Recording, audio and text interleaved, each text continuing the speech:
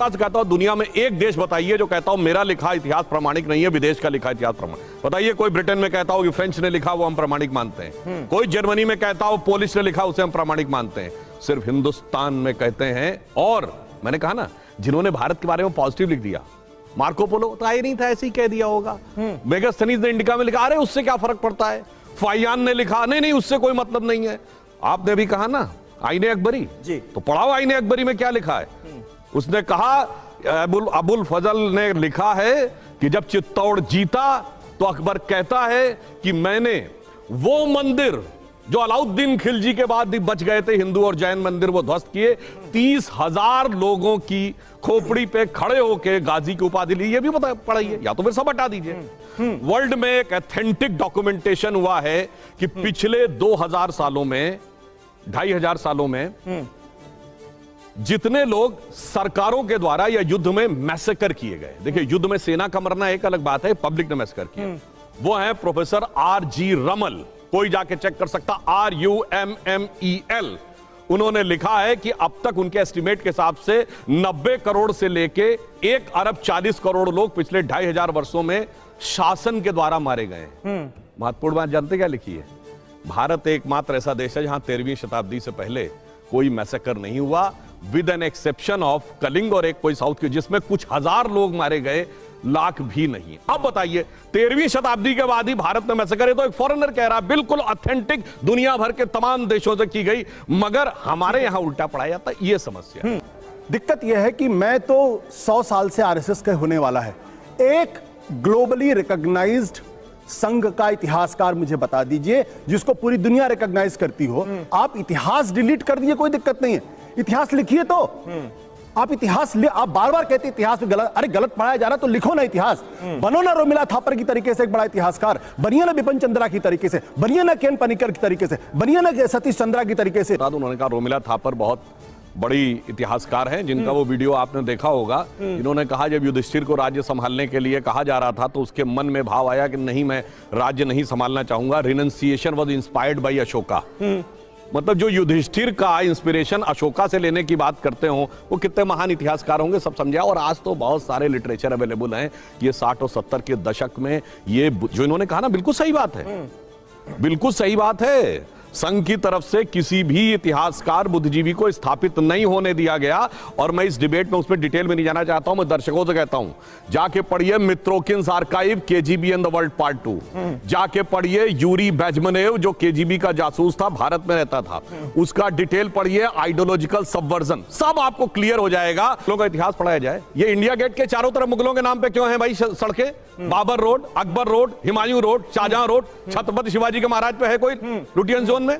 बताइए। मान सिंह रोड है, महाराणा प्रताप नहीं है लुटियन जोन में, क्यों? बाबर का नाम हर हिंदुस्तानी जानता है, जो 1527 में आया, 30 में मर गया, 2.5 साल में। उससे ज्यादा जनता दल ने शासन किया इस देश पे, जिनके लोगों के नाम नहीं जानते लोग। 550 साल पहले के 2.5 साल वाले शासक का नाम सबको पता है। 6 साल अटल बिहारी वाजपेयी का शासन था, 9 साल नरेंद्र मोदी का शासन था।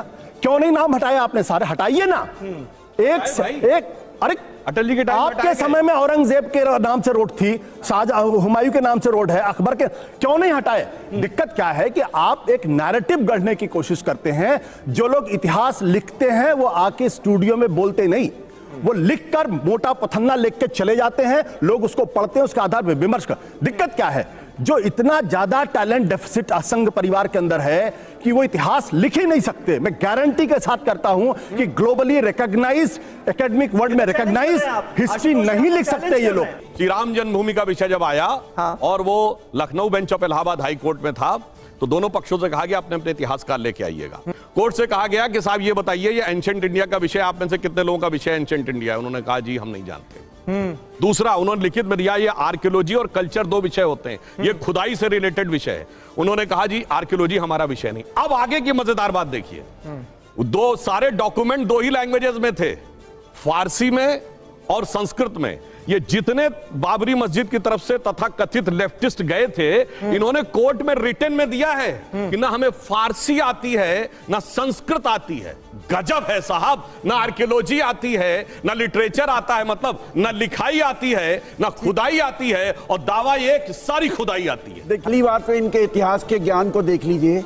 ये कहते हैं कि साहब भारत एकमात्र ऐसी सिविलाइजेशन है, भारतीय सिविलाइजेशन, जो प्रीहिस्टोरिक है या ऐतिहासिक प्रागैतिहासिक समय से चल रही है। भैया रे, मैं ये जानना चाहता हूँ मेसोपोटामिया क्या थी, खत्म। नील नदी की सभ्यता क्या थी, अरे सुनिए, अनातोलिया सभ्यता तुर्की क्या थी, हिटियंस कौन थे, बताइए ना। सब खत्म। अरे आप सुनिए, देखिए मैं आपके बीच में नहीं बोला था, मैंने जीवित कहा। इतिहास किससे कहानी नहीं होती, किससे कहानी नहीं, रियल में इतिहास को लेने के लिए मोस्ट साइंटिफिक टूल होता है आर्कियोलॉजी। बहुत नहीं, देवेंद्र स्वरूप को पर्शियन आती है, हर्ष नारायण श्रीवास्तव को पर्शियन आती थी, आपके यहाँ नहीं आती थी, हर्ष नारायण श्रीवास्तव जी को पर्शियन भी आती थी और संस्कृत भी आती थी। कोर्ट की प्रोसीडिंग है, अगर आपसे चिल्लाएंगे तो मैं चिल्लाऊंगा। सर 1950 से कोल्ड वॉर के बाद से आप लोगों ने हिंदुस्तान ही नहीं लगभग दुनिया के सारे एकेडमिक इंस्टीट्यूशन पर आपका कब्जा और आपका डोमिनेंस रहा। ऐसा कोई भी लोग नहीं रहे सर। समाजवादी व्यवस्था स्थापित की आपने, ऐसे किसी इतिहासकार को, ऐसे किसी पढ़ने लिखने वाले को आगे आने नहीं दिया सर। लोगों को नौकरी नहीं मिली जो लोग पढ़ के आए थे। सर प्लीज, आप सभी, इस देश की आजादी के बाद जो पहले 5 शिक्षा मंत्रियों की नीति थी, मैं डायरेक्ट बात करता हूं, उनकी नीतियां, अब मैं ये उनको वर्गों में या मजहब में डिवाइड नहीं करना चाहता, पर उनकी नीतियां वामपंथियों की और सबसे बड़ी हमारी जो सरकार थी कांग्रेस की, इनकी नीतियों ने इतिहास को एक पर्टिकुलर कंपार्टमेंट में बंद करके रख दिया।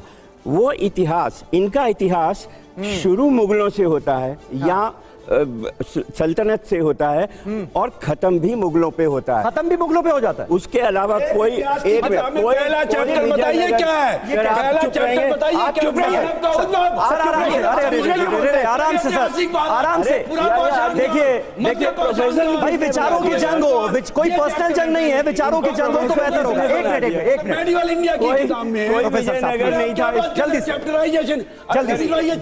सब करूंगा जब वो जल्दी करने चैप्टर दिखा दो। एक्चुअली में ये प्रोफेसर नहीं है, कम्युनिस्ट पार्टी ऑफ इंडिया के वर्कर हैं। भारत की कम्युनिस्ट पार्टी, भारतीय नहीं है, इसलिए इनको इतना आक्रोश आ रहा है कि बोलने नहीं दे रहे।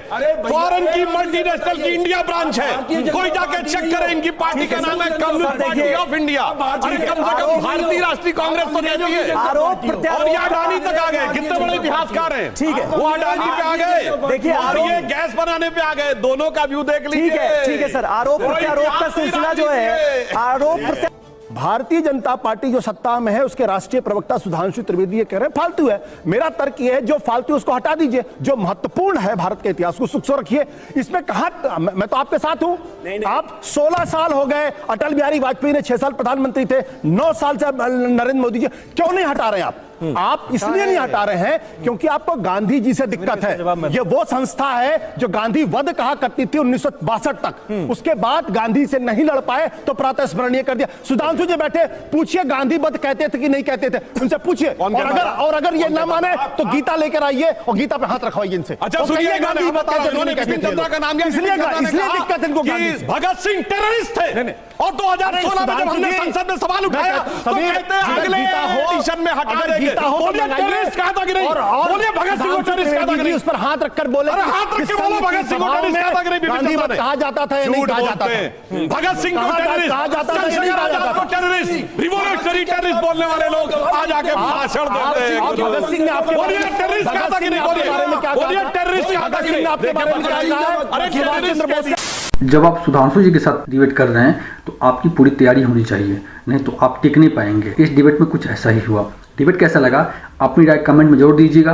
तो मिलते हैं नए टॉपिक में, नए डिबेट पे। तब तक के लिए धन्यवाद। जय हिंद, जय